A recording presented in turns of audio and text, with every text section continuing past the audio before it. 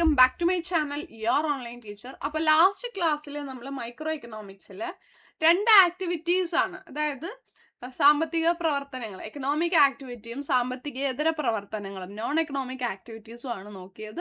ഇനി അതിൻ്റെ ബാക്കിയാണ് നമ്മൾ നോക്കാൻ വേണ്ടിയിട്ട് പോകുന്നത്. അതിനു മുന്നേ നമ്മുടെ ബാച്ചിലേക്കുള്ള അഡ്മിഷൻ കണ്ടിന്യൂ ചെയ്തുകൊണ്ടിരിക്കുകയാണ്. നിങ്ങൾ ആർക്കെങ്കിലും നമ്മുടെ ക്ലാസ്സിലേക്ക് ജോയിൻ ചെയ്യാൻ താല്പര്യം ഉണ്ടെന്നുണ്ടെങ്കിൽ ഏറ്റവും അടിപൊളിയായിട്ട് ഇതുപോലുള്ള നോട്ട്സും എല്ലാം വെച്ചിട്ട് വളരെ ഫ്രണ്ട്ലി ആയിട്ട് ഒരു ടെൻഷനും കൂടാതെ നന്നായിട്ട് പഠിച്ച് നമ്മുടെ ഓണപരീക്ഷയ്ക്കും മറ്റുള്ള പരീക്ഷകളും നല്ല മാർക്ക് സ്കോർ ചെയ്യാൻ നിങ്ങൾ ആഗ്രഹിക്കുന്നുണ്ടെങ്കിൽ ധൈര്യമായിട്ട് നമ്മുടെ ബാച്ചിലേക്ക് ജോയിൻ ചെയ്തോളാം. അഡ്മിഷൻ കണ്ടിന്യൂ ചെയ്തിട്ടുണ്ട്. അപ്പോൾ അതുകൊണ്ട് ആവശ്യമുള്ളവർ, ജോയിൻ ചെയ്യാൻ താല്പര്യമുള്ളവർ താഴെ കാണുന്ന വാട്സപ്പ് നമ്പറിൽ hi+2 എന്ന് മാത്രം മെസ്സേജ് അയച്ചാൽ മതി.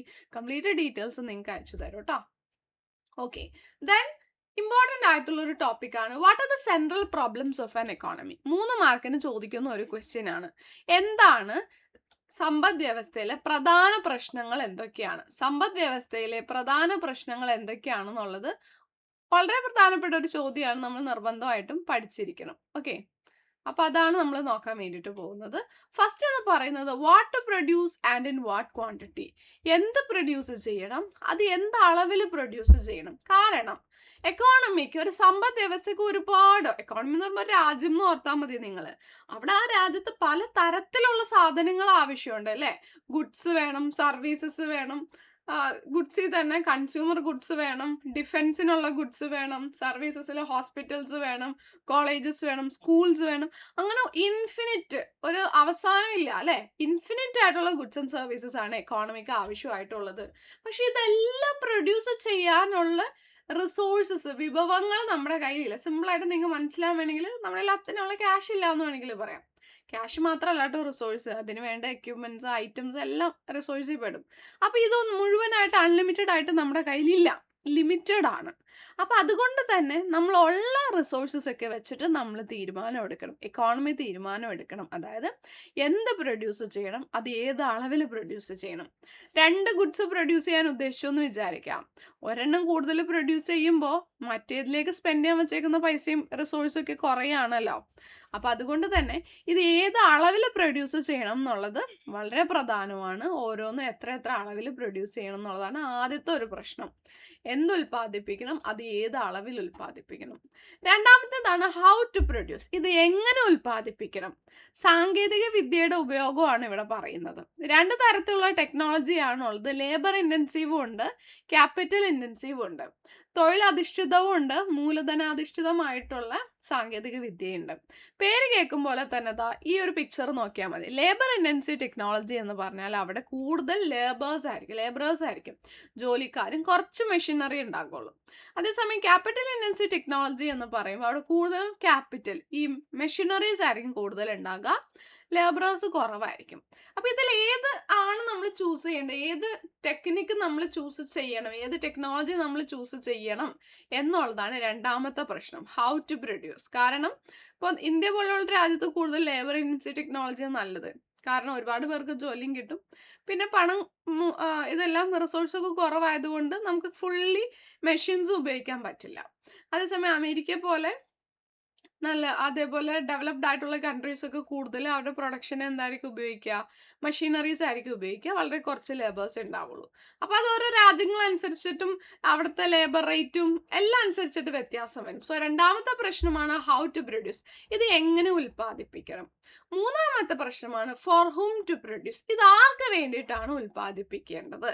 അപ്പോൾ ഇവിടെ നമ്മുടെ ആൻസറിൽ വരേണ്ട ഒരു വാക്കാണ് ഫങ്ഷണൽ ഡിസ്ട്രിബ്യൂഷൻ ഓഫ് ഔട്ട്പുട്ട്. എന്ന് വെച്ചാൽ എന്താണ്, നമ്മുടെ നാഷണൽ ഇൻകം, ദേശീയ വരുമാനം എങ്ങനെയൊക്കെയാണ് ഫാക്ടേഴ്സ് ഓഫ് പ്രൊഡക്ഷൻ ആയിട്ട്, അതായത് ഉൽപാദന ഘടകങ്ങളിലേക്ക് അലോക്കേറ്റ് ആയി പോയിരിക്കുന്നത് എന്നതാണ് ഇവിടെ വരുന്നത്.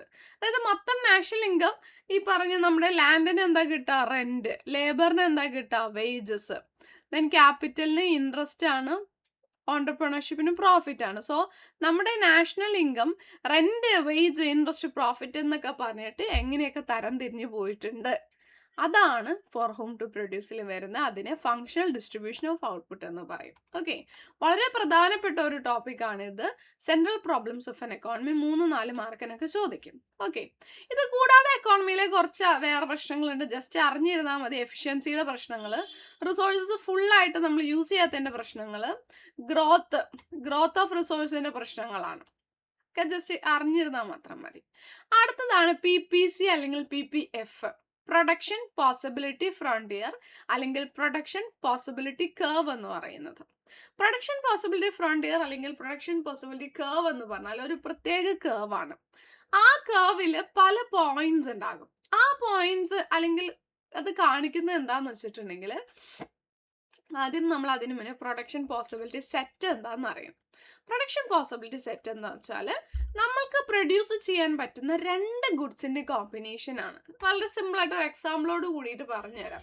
ഇപ്പോൾ അമ്മ നിങ്ങളുടെ കയ്യിൽ ഒരു 100 രൂപ അല്ലെങ്കിൽ 200 രൂപ തന്നിട്ട് കടയിൽ പോയിട്ട് കുറച്ച് പഴവും അതുപോലെ തന്നെ കുറച്ച് മാങ്ങയും വാങ്ങിച്ചുകൊണ്ട് വരാൻ പറഞ്ഞു. ഇതാണ് 2 ഗുഡ്സ്. നമ്മൾ ഇത് പ്രൊഡക്ഷനുമായി ബന്ധപ്പെട്ടാണ്, പർച്ചേസ് അല്ല, ഞാൻ എക്സാമ്പിളായിട്ട് പറയുന്നതാണ്. അപ്പോൾ പഴവും മാങ്ങയും വാങ്ങിച്ചുകൊണ്ട് വരാൻ പറഞ്ഞാൽ നമ്മുടെ മുന്നിൽ പല പല ഓപ്ഷൻ ഉണ്ട്. നമുക്ക് വേണമെങ്കിൽ കയ്യിലുള്ള 200 രൂപക്ക് ഫുള്ളായിട്ട് മാങ്ങ വാങ്ങിക്കാം. അതാണ് ഇവിടെ ഗുഡ് 2ൽ സംഭവിച്ചേക്കുന്നത്. നോക്കി, ആദ്യത്തെ പോസിബിലിറ്റി നോക്കി, ഗുഡ് 1 ഒറ്റെണ്ണം വാങ്ങിക്കുന്നില്ല, ഗുഡ് 2 14 യൂണിറ്റ്, അതായത് 14 കിലോ വാങ്ങിച്ചു എന്ന് വിചാരിക്കും 200 രൂപയ്ക്ക്. അതല്ലെങ്കിൽ നമ്മൾ ഓർത്തു 1 കിലോ പഴം മേടിക്കാം, അപ്പൊ പിന്നെ 14 കിലോ മാങ്ങ വാങ്ങിക്കാൻ പറ്റുമോ? ഇല്ല, കാരണം പൈസ രണ്ടിനും കൂടി കുറച്ച് 200 രൂപ നമ്മുടെ കയ്യിലുള്ളൂ. കുറച്ച് പൈസ പഴത്തിന് പോയി കഴിഞ്ഞാൽ ബാക്കി പൈസ ഉപയോഗിച്ച് എത്ര കിട്ടോ അത്രയും ഗുഡ് 2 പറ്റുള്ളൂ. അപ്പൊ നമുക്ക് 12 കിലോ മാങ്ങ കിട്ടും.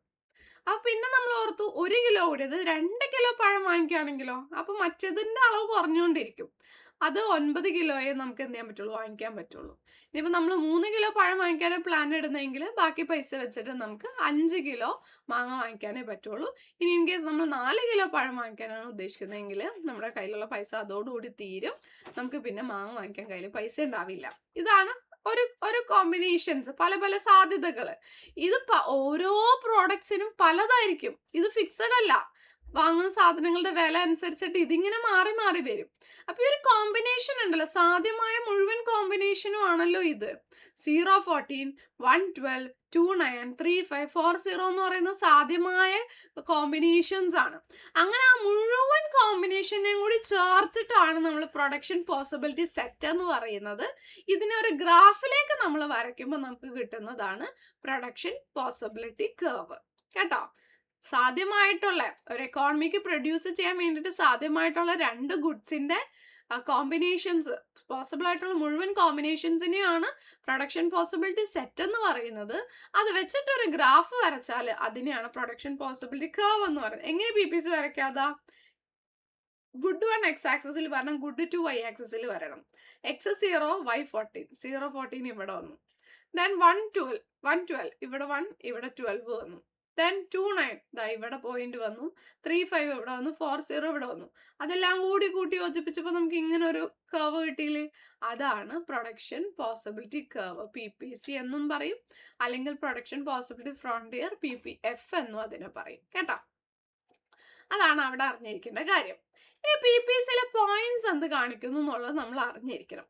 ഇതാണ് നമ്മൾ ഓൾഡ് PPC. ആ PPCയും ഒരു പോയിന്റ് ഉണ്ട്, B എന്ന് പറയുന്ന പോയിന്റ്. അത് കാണിക്കുന്നത് നമ്മൾ റിസോഴ്സസ് എല്ലാം എഫിഷ്യന്റ് ആയിട്ട് ഉപയോഗിച്ചിട്ടുണ്ട്. എഫിഷ്യന്റ് യൂട്ടിലൈസേഷൻ ഓഫ് റിസോഴ്സസ് ആണ് അത് കാണിക്കുക, വിച്ച് മീൻസ് PPCയിലുള്ള പോയിന്റ്. ഇനി ഇവിടം വരെ വന്നാലാണ് നമ്മൾ എഫിഷ്യന്റ് യൂട്ടിലൈസേഷൻ എന്ന് പറയാം. അപ്പൊ അതിന്റെ താഴെയാണെങ്കിൽ നമ്മൾ എന്ത് പറയും? ഇൻഎഫിഷ്യന്റ് യൂട്ടിലൈസേഷൻ എന്ന് പറയും. സോ പോയിന്റ് A കാണിക്കുന്നത് റിസോഴ്സ് നമ്മൾ നല്ല രീതിക്ക് ഉപയോഗിച്ചിട്ടില്ല എന്നാണ് കാണിക്കുന്നത്. ഇനി ഇവിടം വരെ എഫിഷ്യന്റ് ആയി, അതിന് മുകളിലും ഒരു പോയിന്റ് വന്നു, DC ഒക്കെ അതിന് മുകളിൽ വന്നിരിക്കുന്ന പോയിന്റ് അല്ലേ.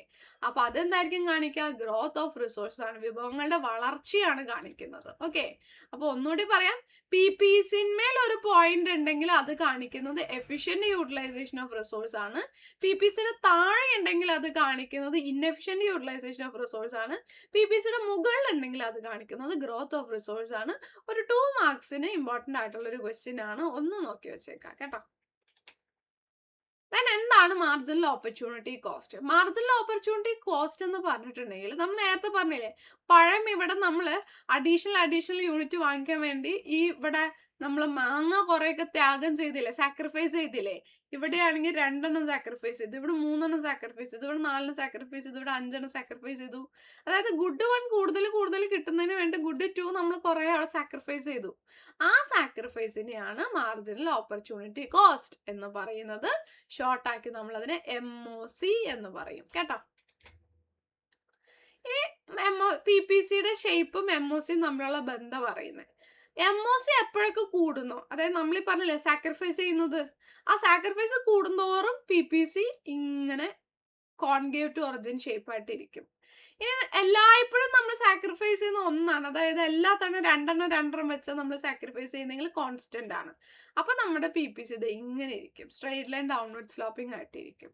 ഇനി നമ്മൾ സാക്രിഫൈസ് ചെയ്യുന്നത് കുറഞ്ഞു വരാമെന്ന് വിചാരിക്കും. ആദ്യം 5 ആയിരുന്നു, പിന്നെ 4 ആയി, പിന്നെ 3 ആയി, പിന്നെ 2, അങ്ങനെ കുറഞ്ഞു വന്നാല് നമ്മുടെ PPCയുടെ ഷേപ്പ് കോൺവെക്സ് ടു ഒറിജിൻ ആയിട്ട് ഇങ്ങനെ ഇരിക്കും. ജസ്റ്റ് അറിഞ്ഞിരുന്നാൽ മതി. ഇനി എക്കണോമിക് ആക്ടിവിറ്റീസ്. എക്കണോമിക് ആക്ടിവിറ്റീസിനെ 3 ആയിട്ടാണ് തരം തിരിച്ചിട്ടുള്ളത്: market economy, socialist economy and mixed economy. അപ്പൊ ഈ ഇവിടെ നിന്നുള്ള പോർഷൻ അടുത്ത വീഡിയോയിലായിട്ട് പറയാം. അപ്പൊ ഇതുവരെ പറഞ്ഞ കാര്യങ്ങൾ നിങ്ങൾക്ക് മനസ്സിലായോ, ക്ലാസ് ഇഷ്ടപ്പെടുന്നുണ്ടോ എന്നുള്ള താഴെ കമന്റ് ചെയ്താൽ നമ്മൾക്ക് ഇതേപോലെ ഷോർട്ട് ആയിട്ട് ഓരോ ചാപ്റ്ററും പഠിച്ചെടുക്കാം കേട്ടോ. താങ്ക്